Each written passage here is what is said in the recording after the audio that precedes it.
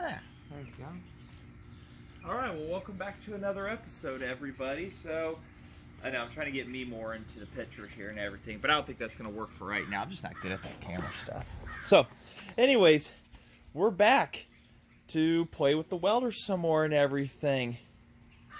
I've got actual cables this time and different ends. But before we get to playing around with testing the ends and actual cables, because if you guys remember last time, we used jumper cables. And yes, they work, but like me, I bet you guys were just not satisfied with that result. So we're going to go ahead and make a few welds here, and birds are going nuts. Springtime must be here. So anyways, we're going to go ahead and we're going to go back 3 weeks because of the weather and how cold it was, and show you how I adapted these ends thanks to Tom Hahn and also the help of the McCulloch book. Dang bird. And we're going to go ahead and show you how I adapted the ends of these for these cheap $20 cables, the cheapest ones on eBay, to fit into this welder. So, here we go.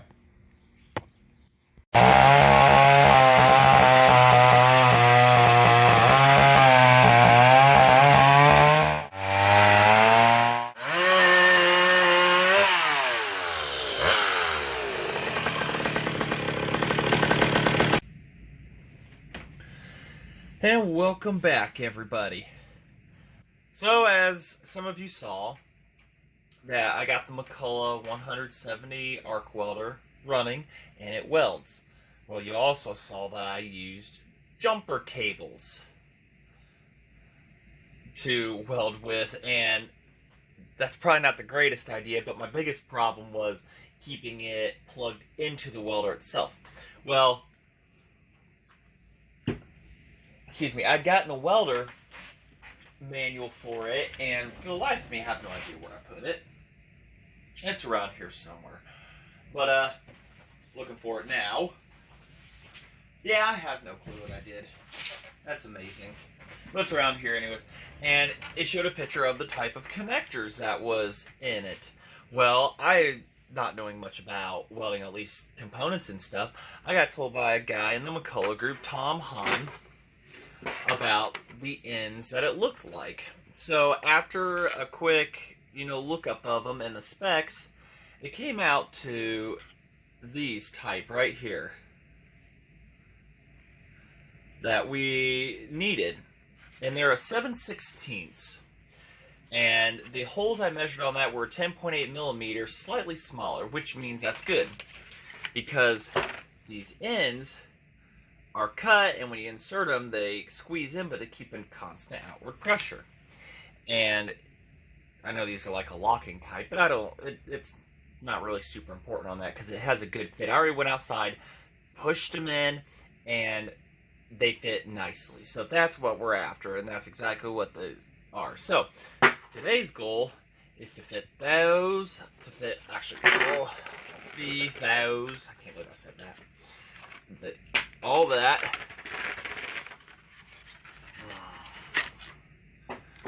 There's a whole nother one here. Just come out of the box, please. Onto these little tiny $20 eBay cables. So, if I ever find myself actually needing longer cables, then I'll get long cables and transfer those over. But because it's more for novelty that I'm going to use it for, we're going to go ahead and just run these cables for now. They're like rated for 300 amps, something like that. That thing ain't even going to get close to that. So, well, without further ado, we'll go ahead and we'll get started here, shall we? Alright, let's see here. Hey guys, let's propose we do this. We'll just pull this off. There we go. We'll just pull that off and toss that over there, because we're not going to need that. So, held in by an Allen. Kind of already knew that. And we're always missing a size, but that's not the size we need for today, so that's okay. I don't know what size it is. It's probably the size we're missing. No, it's not. Probably metric. Probably. Get the good old pliers here. Oh, there's the vice grips. I don't seem to have a normal pair of pliers hanging out. Actually,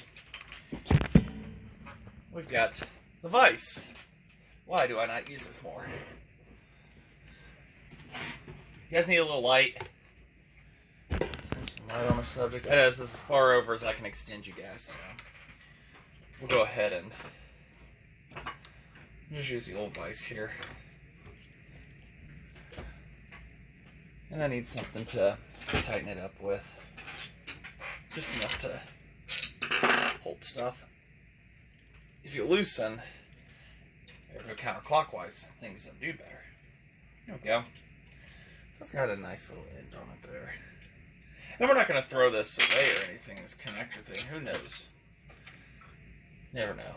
We're just going to toss it over there. So what's going to take to have it into this? Well, as you see, these are big wire, and this is a tiny wire. So we're going to have to figure out if the screw can go down enough to do the job. And it comes with a couple total overkill things here.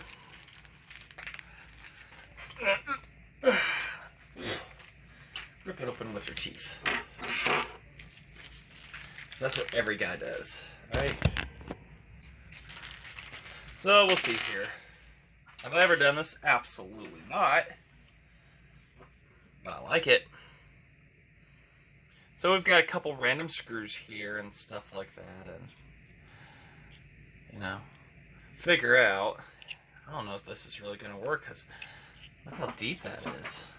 This is meant to hold, like, you know, enough to power your house. Look at that. I don't know if that's even going to work for us. Yeah, 'cause heck, the whole wire fits in there. Now, is that an excuse to go get a Super Mondo sized wire? Probably. But, you know, I don't know what my local weld store charges by the foot. As we run through our sizes here, it's metric. Go figure. Do I have my metric set here? Probably. Probably somewhere. Hold on a sec. We'll figure this out. Alright, it's a 7:30 seconds. So, are we gonna have to go bigger on this? You know, oh no. We might. Well, no. Because knowing me, I'm gonna tug this out by the wire instead of correctly. Now, how's the proper way to do this first? First, we probably should feed this wire through here. Yeah, that'd probably be smart instead of assembling this and then looking at yourself like you're a ding-dong. And then we'll go ahead and see if we can tighten this down. It might work. I think it is. Do these have instructions on how to assemble these? Because I'm going to admit, I have no idea.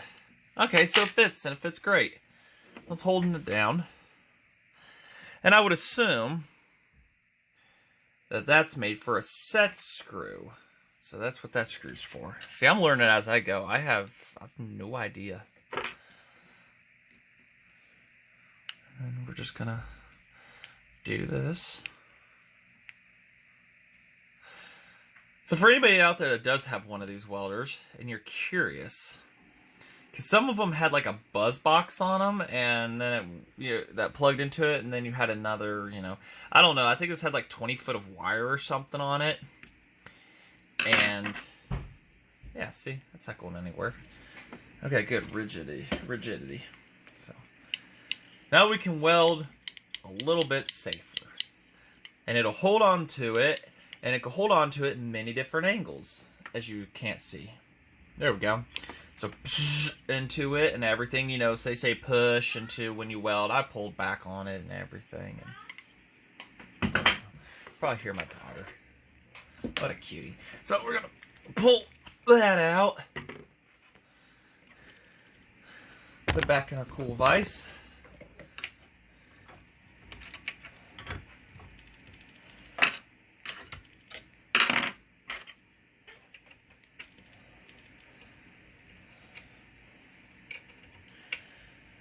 It's cold out. I'll admit, guys, it is It's cold. I saw somewhere where we're supposed to get 6 inches of snow, and now the Weather Channel says we might get 1 to 3, and still other ones are saying we're gonna get 6 to more. Oh yeah, that was, look at that, is quality right there. Look at that, guys. That is the quality from eBay right there. It wasn't even folded over all the way. No effort was possibly made in doing that. So again, we'll just slip this through, eat open the bag here, because you know, your parents told you as a kid not to tear open the bags with your teeth. You said, yeah, okay, and we're dropping stuff. It didn't. You said, I won't do that, and as an adult, what are you still doing? So I'm not doing very good today.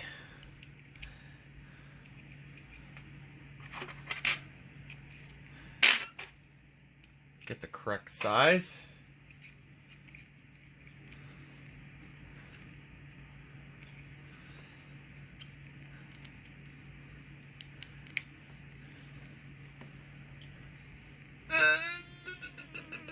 Click, click, click. That's a pretty good measurement. You should try that. Slide that.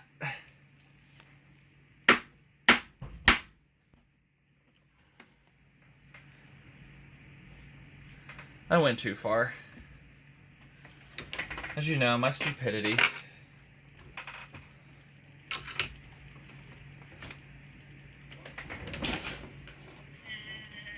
Right there. Then we'll put our set screw in. I got these ends off of eBay for 20 bucks, shipped. Free shipping, free fast shipping. And there's a website you'd get these off of too, a welding one, but shipping was like, you know, an extra 7 bucks. And for the exact same thing, so I'm pretty sure these were closeout deal or something, and there's zero difference between that. So I went to a local welding shop, and they said the biggest they can get was like, I don't even know, they didn't even say what they did or didn't have, so there we go. Now we have to go outside and weld. And it's cold out there. But for the sake of the video, we gotta prove a point that this fix did this. So without further ado, let's go ahead and let's go outside. Shall we? Alright. Now that you've watched that, I'll go ahead, plug these in. It says positive ground is what it, no, positive, yeah, positive ground is what I remember. So plug that into the top one here. Just fits beautifully. And we got our here. There we go. And those fit just as they should. So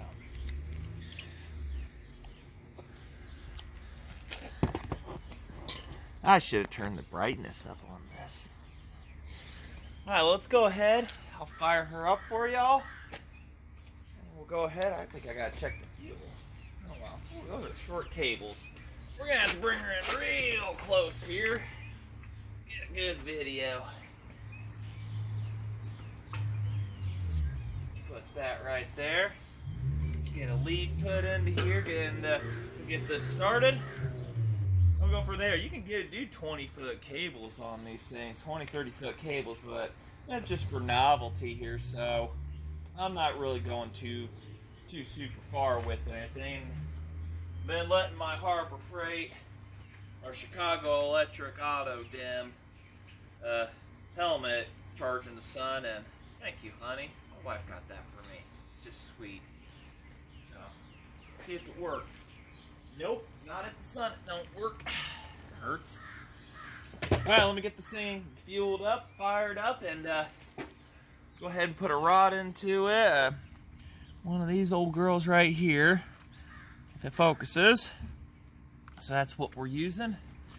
we'll go ahead and we'll finally have a little bit of satisfaction out of this finally. So,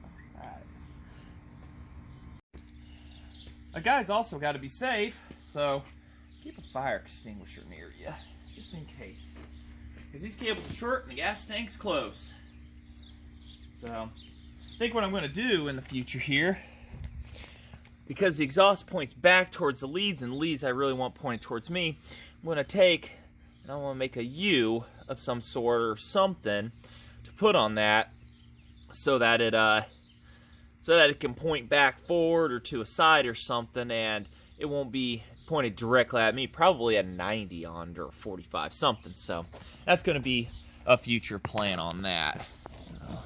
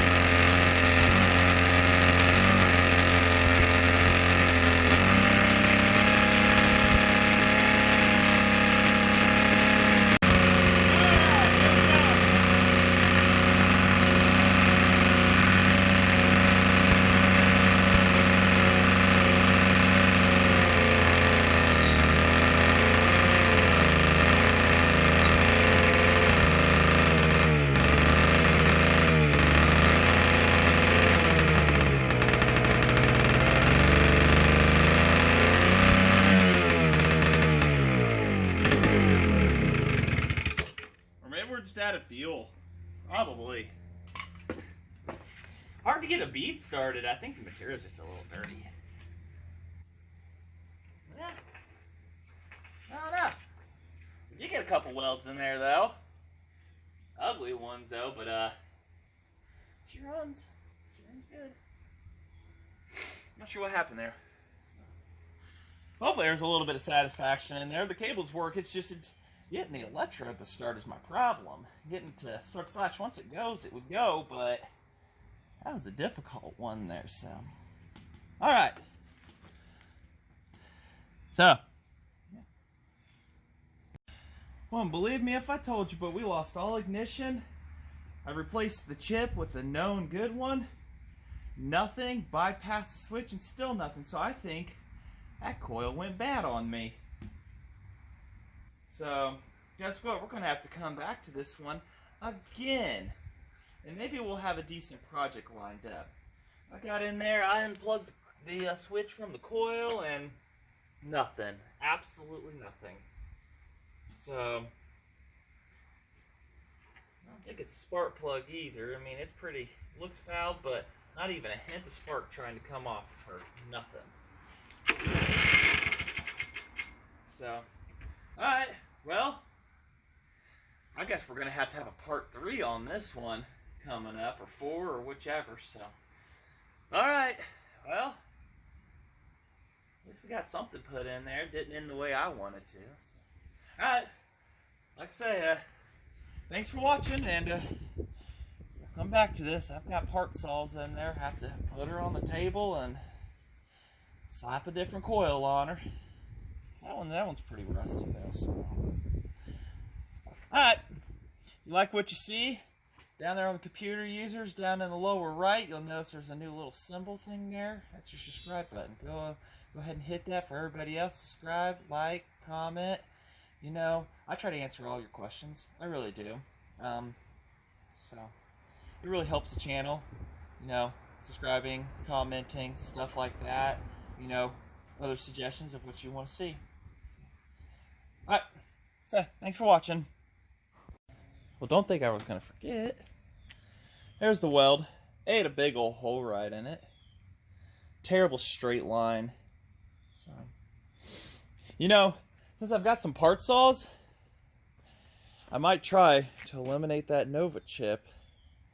Because I think it was a condenser that was bad. Because I already gapped the points and cleaned them and got nothing, but I didn't have a condenser. And I know there's a part saw in there that had spark before I robbed it of its coil. It had a good condenser, so we might go back. And like I say, I think the coil's burned up. So, alright. Thanks for watching, everybody.